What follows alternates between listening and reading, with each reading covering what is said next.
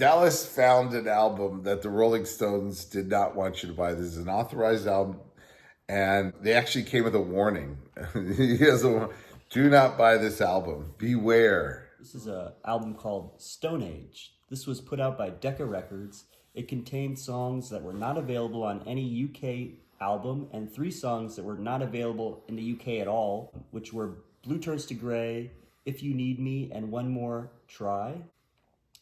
This album was an obvious slight at Decca to the Rolling Stones, as they picked a cover that was very reminiscent of their rejected cover for Beggar's Banquet, which if this cover was zoomed out a little bit and had a toilet in there, it would almost look identical to their rejected cover of Beggar's Banquet. They did put this out. They classed it up a little bit. This was only released on vinyl. It's never been released on CD before, except for this very limited Russian release, which featured the entire album, along with bonus tracks from the unreleased 1972 live album. So you get 2 unreleased albums in one. The Rolling Stones were so adamant they did not want fans to purchase this that they issued this warning in Music Papers in 71, which stated that they didn't know it was going to be released, and it was subpar quality, and all 5 members of the Stones signed it.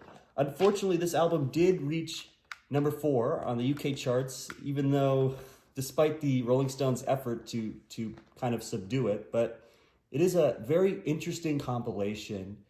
It's honestly quite bizarre when you have songs like The Spider and the Fly with As Tears Go By and It's All Over Now. It's just right. For a compilation, there are very few known Rolling Stone songs that weren't covers. There's only about 5 songs that are actually Jagger Richard compositions. I believe that this was to, again, screw the Rolling Stones because they had an issue with their royalties. They were very upset with Decca. That's why they decided to leave Decca Records.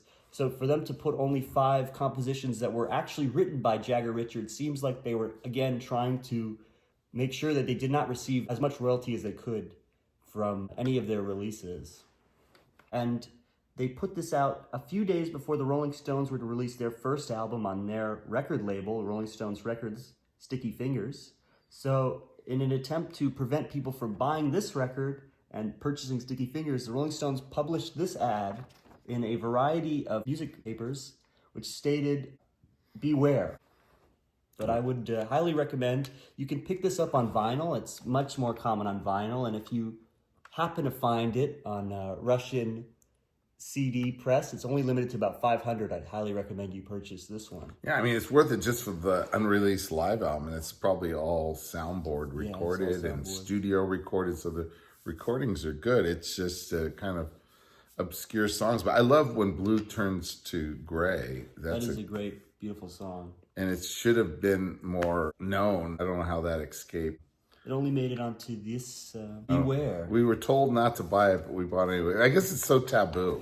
Just telling you not to do something, and then it makes it more desirable. Yeah, it's like the forbidden album. I don't believe that there has ever been another album in the history of music that the songwriters and the featured artists did not want you to go and buy. This, I believe, is the only one that I can think of. Yeah, I can't think of too many other ones.